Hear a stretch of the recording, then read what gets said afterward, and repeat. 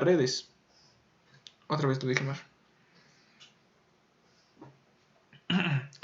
Buenos días, buenas tardes o buenas noches. Mi nombre es Brian Jaciel Lechuga Hernández, de la Universidad Politécnica de Tulancingo, estudiando la Ingeniería en Sistemas Computacionales en el grupo número 32, y este video es para la materia de Introducción a Redes. En este video vamos a hacer una pequeña exposición de lo que es la capa de transporte. Vamos a explicar su funcionamiento, hablar sobre algunos de sus protocolos y las aplicaciones en las que se notan más estos protocolos, por así decirlo. Bueno, comenzando, podemos decir que la función de la capa de transporte es establecer una sesión de comunicación temporal entre dos aplicaciones y transmitir datos entre ellas. ¿Pero a qué me refiero con esto? Con esto me refiero a que esta aplicación es más como un canal que hay, digamos, un canal que conecta a la capa de aplicación con las capas inferiores. Literalmente, es una capa por la que tiene que pasar los datos para poder llegar correctamente a las otras capas.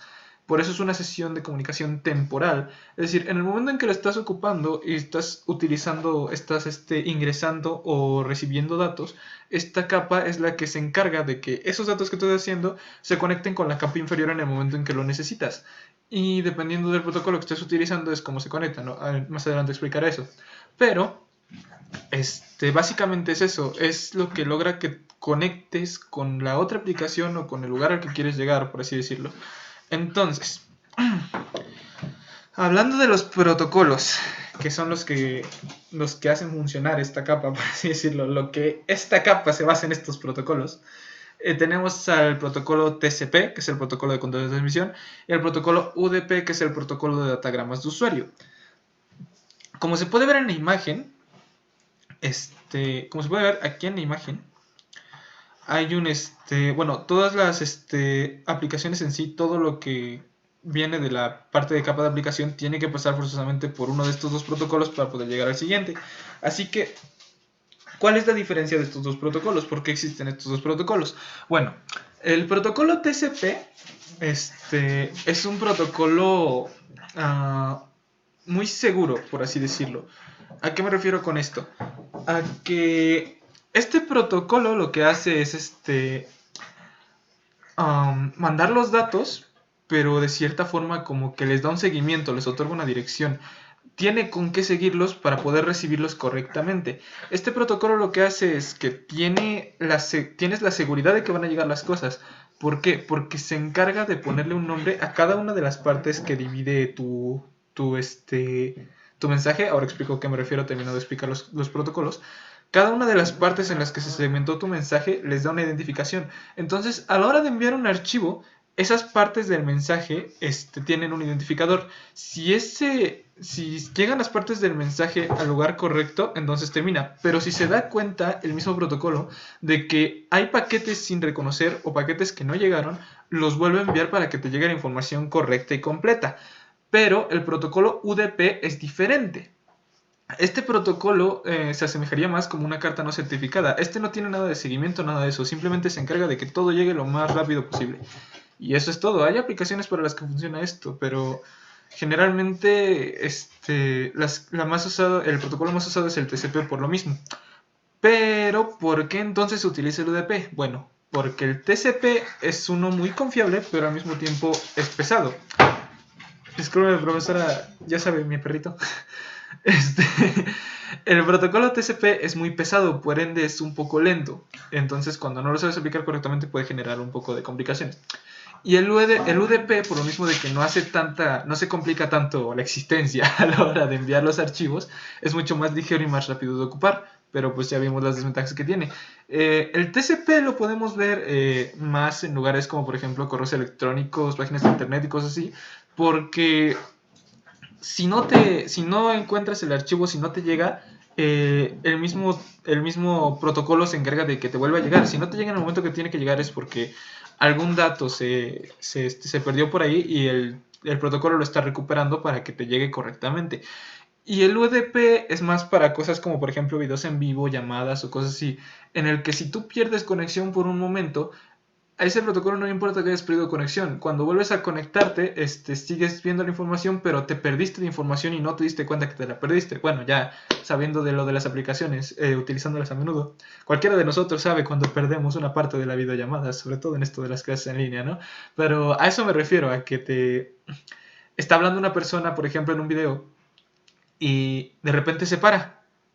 Digamos que está saludando y va a decir la fecha. Hola, hoy estamos a 2001. Entonces sabemos que nos faltó un poco de información ahí y nunca la vamos a recuperar a menos que lo preguntemos otra vez. Entonces, esas son las diferencias o más bien cómo funcionan estos protocolos. Ahora, lo que dije antes de la forma de dividir es que esta capa de transporte, la forma en la que hace llegar los datos a las demás capas es por medio de la segmentación. La segmentación, ¿qué es? Bueno, divide los mensajes o la información, los datos que quieras mandar, los dividen en segmentos pequeños para que se puedan enviar. Esto permite la multiplexación. ¿A qué me refiero con esto? A que puedes tener muchas aplicaciones al mismo tiempo, trabajando, enviándose y recibiéndose a través de la red, gracias a la segmentación. Digamos que estás ocupando WhatsApp y Facebook al mismo tiempo. Bueno, si estás mandando datos de Facebook y estás mandando datos de WhatsApp, estos incluso se pueden intercalar a la hora de comunicación por la red. De todas formas, al final van a llegar y van a llegar a puertos diferentes, porque eso es lo que hace esta capa. Le otorga un puerto diferente a cada tipo de aplicación. Entonces, aunque se mezclen a la hora de ser enviados, se van a separar de todas formas por su encabezado, por así decirlo, y van a llegar al lugar correcto al que tienen que llegar. El puerto el que sale del puerto de Facebook tiene que llegar al puerto de Facebook, no puede llegar al puerto de WhatsApp porque tiene un identificador que lo hace llegar al puerto de Facebook. Y lo mismo con el de WhatsApp. Entonces, así es básicamente como funciona la comunicación en esta capa. ¿Qué es lo que hace? ¿Qué es lo que logra para que se vayan a las siguientes capas? Ahora, si nos vamos a las aplicaciones que utiliza cada protocolo, podemos ver que en las aplicaciones que utiliza el TCP se refiere a HTTP, FTP, SMTP y a Telnet. ¿A qué se refiere esto? Bueno, pues ya sabemos qué son estos protocolos o sabemos un poco de algunos de ellos al menos. HTTP se refiere a las aplicaciones que tienen que ver con navegadores web. Es decir, a la hora de tú entrar a un navegador web y buscar una página, estás haciendo uso del código TCP. Aunque la página no cargue, va a seguir recargando hasta que veas la página completa porque el protocolo va a saber que no te está llegando la información completa y lo va a recargar solo hasta que te llegue completa. El FTP o el SMTP, no me acuerdo cuál de los dos es, pero uno de esos es de descarga. Y lo mismo, si la descarga no es completa, se te avisa que la descarga no está completa para que vuelvas a reiniciar la descarga o la reanudes. O si o si tú descargas un archivo y en algún momento no tiene conexión, no va a perder esos datos que se estaban descargando, sino que lo va a reanudar a donde lo dejó para que tú puedas recibir toda la información. Y las que utilizan UDP puede ser pueden ser llamadas, videos, todo tipo de interacciones en vivo o de situaciones en las que no puedes recuperar la información en el momento en que la pierdes. De hecho, esto de la multiplexación no aplica para los tipos VoIP, porque por ejemplo si estamos en una llamada no podemos entrar otra llamada al mismo tiempo, sino que tenemos que colgar y volver a entrar a la llamada. Hay aplicaciones que sí lo permiten, pero no estoy seguro de si ocupan el mismo protocolo o ocupan otro. Por ejemplo, WhatsApp, de hecho te permite tener más de una llamada al mismo tiempo, pero también tiene un límite. Creo que el máximo son 4 o 6 personas en una llamada y después ya no te deja hacer más. Tienes que colgar para poder iniciar otra llamada. Y básicamente esto es lo que las aplicaciones que se dividen entre estos dos protocolos. Y creo que eso sería todo. Así que vamos a la parte de conclusiones y el aprendizaje. Pues bueno, podemos concluir que la capa de transporte es un canal que atraviesa entre la capa de aplicación y las capas inferiores para que haya una comunicación correcta. Esta capa además puede ser entre diferentes cosas al mismo tiempo y no va a haber afectación gracias a la multiplexación y a la segmentación. Además,